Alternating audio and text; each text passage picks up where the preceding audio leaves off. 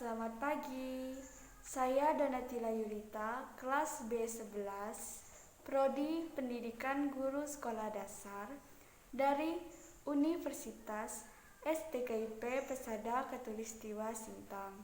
Di sini saya akan menjelaskan tentang teknik pembelajaran. Selamat menyaksikan.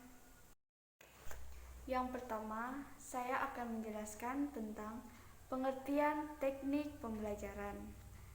Menurut Kamus Besar Bahasa Indonesia, teknik adalah metode atau sistem mengajarkan sesuatu, cara membuat atau melakukan sesuatu. Gerlach dan Eley mengartikan teknik sebagai jalan, alat atau media yang digunakan oleh guru untuk mengarahkan kegiatan peserta didik ke arah tujuan yang ingin dicapai. Menurut Edward M. Anthony mendefinisikan teknik adalah sesuatu cara, strategi atau taktik yang digunakan oleh guru untuk mencapai hasil yang maksimum pada waktu mengajar pada bagian pembelajaran tertentu. Menurut Kamarudin H.J. Husin dan Siti Hajar H.J. Abdul Hasis dalam bukunya Pengajian Melayu, 3 teknik bisa didefinisikan sebagai pengendalian suatu organisasi yang benar-benar berlaku di dalam pengajaran yang digunakan untuk mencapai suatu objek. Teknik secara harfiah juga diartikan sebagai cara yang dilakukan seseorang dalam mengaplikasikan dan mempraktikkan suatu metode. Teknik, dengan kata lain, teknik merupakan suatu alat yang digunakan oleh guru untuk menyampaikan bahan-bahan pengajaran yang telah dipilih. Untuk peserta didik, teknik yang dipilih haruslah sesuai dengan pengajaran yang dilakukan seirama dengan pendekatan yang digunakan. Macam-macam teknik pembelajaran. Di sini saya mengambil submateri 5. Yang pertama, teknik ceramah. Yang kedua, teknik diskusi. Yang ketiga, teknik tanggung jawab. Yang keempat, teknik pemberian tugas atau tugas kelompok atau tugas individu. Yang kelima, teknik inquiry. Baik, saya akan menjelaskan tentang teknik ceramah terlebih dahulu. Teknik ceramah ialah cara mengajar yang paling tradisional dan telah lama dijalankan dalam sejarah pendidikan, yaitu di mana seorang guru menularkan pengetahuannya kepada siswa secara lisan atau ceramah. Teknik ceramah adalah memberikan uraian atau penjelasan kepada sejumlah murid pada waktu dan tempat tertentu. Dengan kata lain, teknik ini adalah sebuah teknik mengajar dengan menyampaikan informasi dan pengetahuan secara lisan kepada sejumlah siswa yang pada umumnya mengikuti secara pasif. Teknik ini juga disebut dengan teknik kuliah atau teknik pidato. Ada kelebihan teknik ceramah, yaitu materi yang diberikan terurai dengan jelas. Kekurangannya, guru lebih aktif sedangkan murid pasif, karena perhatian hanya terpusat pada guru saja.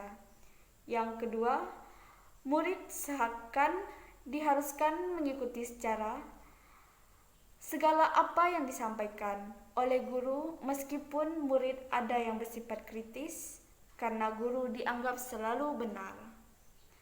Yang ketiga, untuk bidang studi agama, teknik ceramah ini masih tepat untuk dilaksanakan, misalnya untuk materi pembelajaran akidah.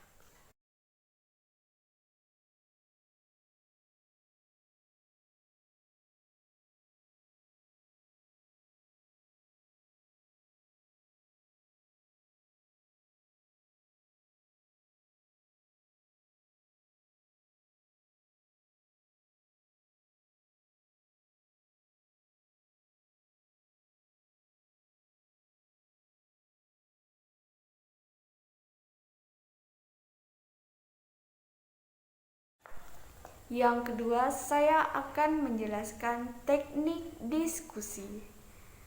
Teknik diskusi adalah salah satu teknik belajar mengajar yang dilakukan oleh seorang guru di sekolah, yang dimana di dalam teknik ini terjadi proses interaksi antara dua atau lebih individu yang terlibat, saling tukar-menukar pengalaman, informasi, memecahkan masalah.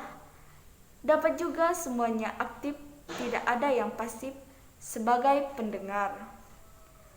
Teknik diskusi merupakan suatu cara mengajar dengan cara memecahkan masalah yang dihadapi, baik dua orang atau lebih, yang masing-masing mengajukan argumentasinya untuk memperkuat pendapatnya.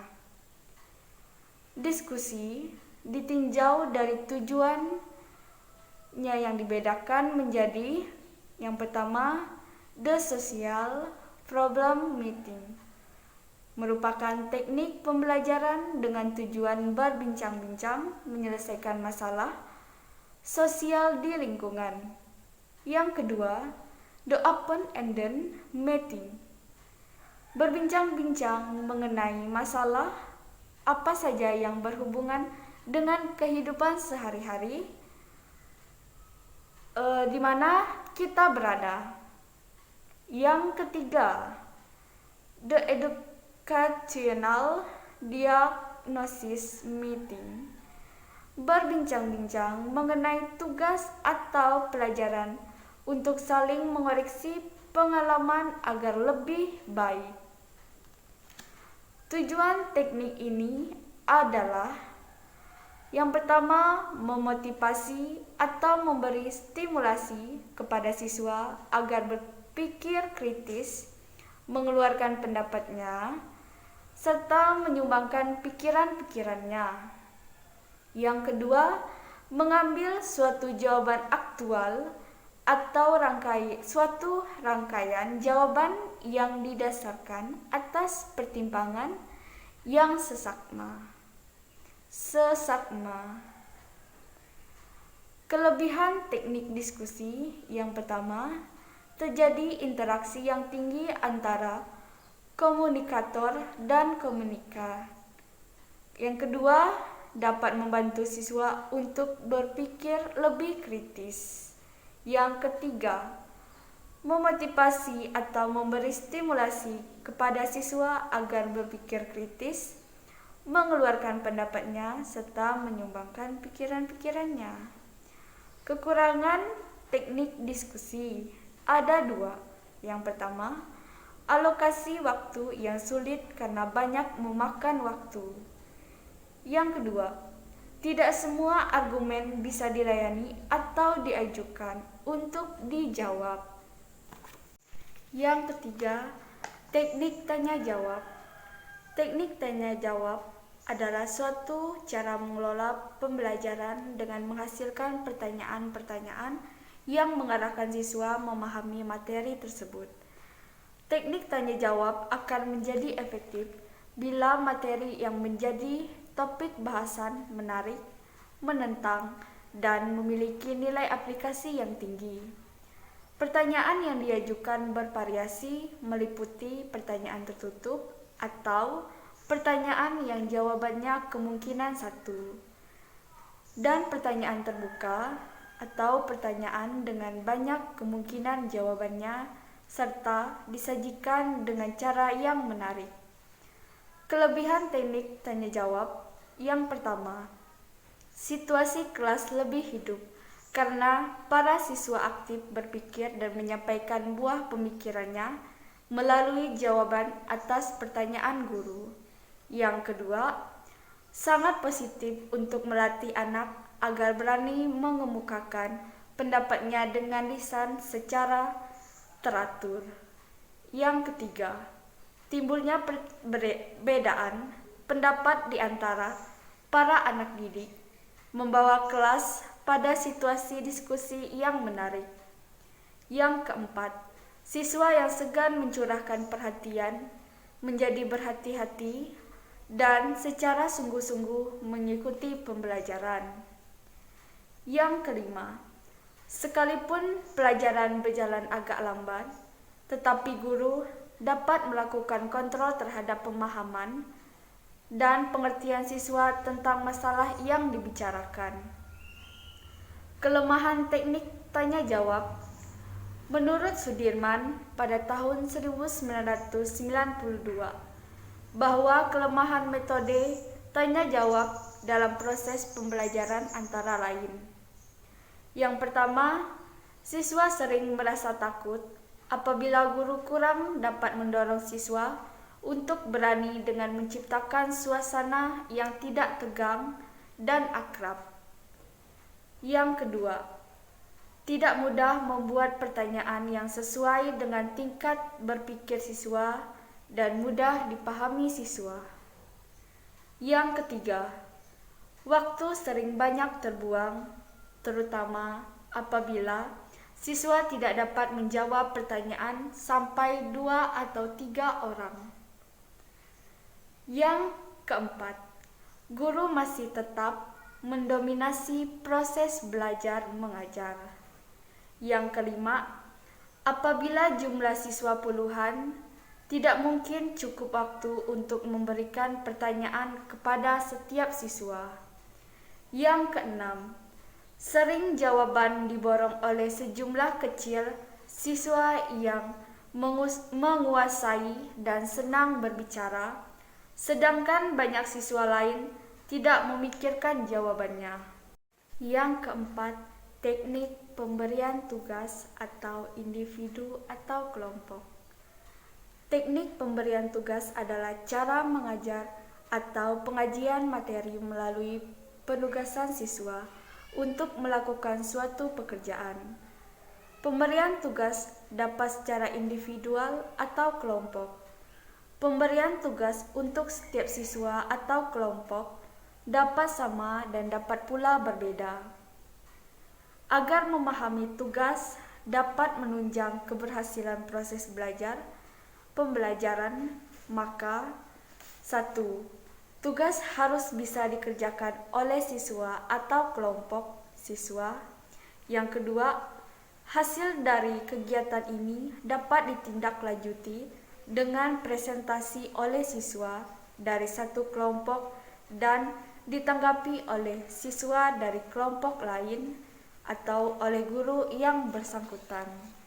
Serta yang ketiga, di akhir kegiatan ada kesimpulan yang didapatkan. Kelebihan teknik pemberian tugas yaitu: pertama, pengajaran klasikal cenderung untuk menyesuaikan cara dan kecepatan mengajar terhadap ciri-ciri umum di kelas itu. Hal tersebut menjadi sulit diikuti oleh kelompok yang memiliki kemampuan di bawah rata-rata. Dengan metode tugas, setiap peserta didik dapat bekerja menurut tugas dan tempo belajarnya masing-masing.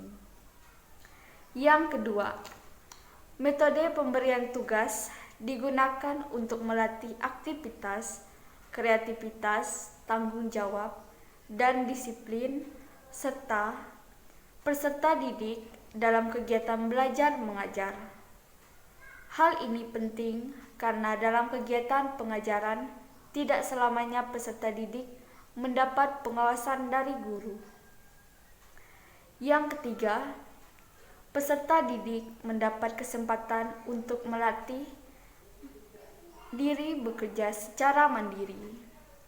Yang keempat, metode pemberian tugas dapat merangsang daya pikir peserta didik karena mereka dituntut untuk menyelesaikan tugas-tugas yang dihadapinya. Yang kelima, pemberian tugas di samping dapat dilakukan secara individu, bisa juga dilakukan secara kelompok. Dalam hal ini, peserta didik dikelompokkan dalam kelompok-kelompok kecil.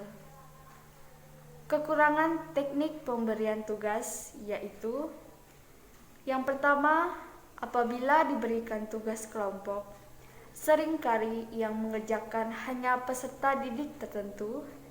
saja, sedangkan yang lainnya hanya menumpang saja. Yang kedua, apabila tugas diberikan di luar kelas, sulit untuk mengontrol peserta didik bekerja secara mandiri dan menyuruh orang lain untuk menyelesaikannya. Yang ketiga, metode pemberian tugas menuntut tanggung jawab guru yang besar untuk memeriksa dan memberikan umpan balik terhadap tugas-tugas yang dikerjakan oleh peserta didik.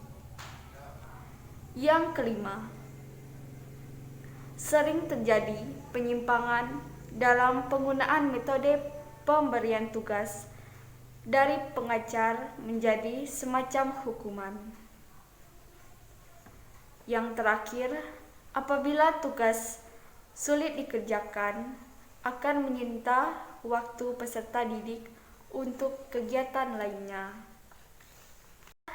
Maksimal seluruh kemampuan siswa untuk mencari dan menyelidiki sesuatu atau benda, manusia, atau peristiwa secara sistematis, kritis, logis, analitis, sehingga mereka dapat merumuskan sendiri penemuannya dengan penuh percaya diri.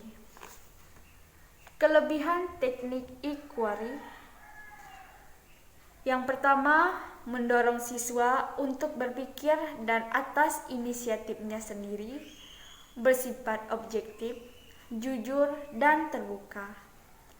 Kedua, situasi proses belajar menjadi lebih merangsang. Yang ketiga, dapat membentuk dan mengembangkan sel konsep pada diri siswa. Yang keempat, membantu dalam menggunakan ingatan dan transfer pada situasi belajar yang baru. Yang kelima, mendorong siswa untuk berpikir intuitif dan merumuskan hipotesanya sendiri. Kelemahan teknik inquiry hanya satu, yaitu siswa memerlukan waktu menggunakan daya otaknya untuk berpikir memperoleh pengertian tentang konsep.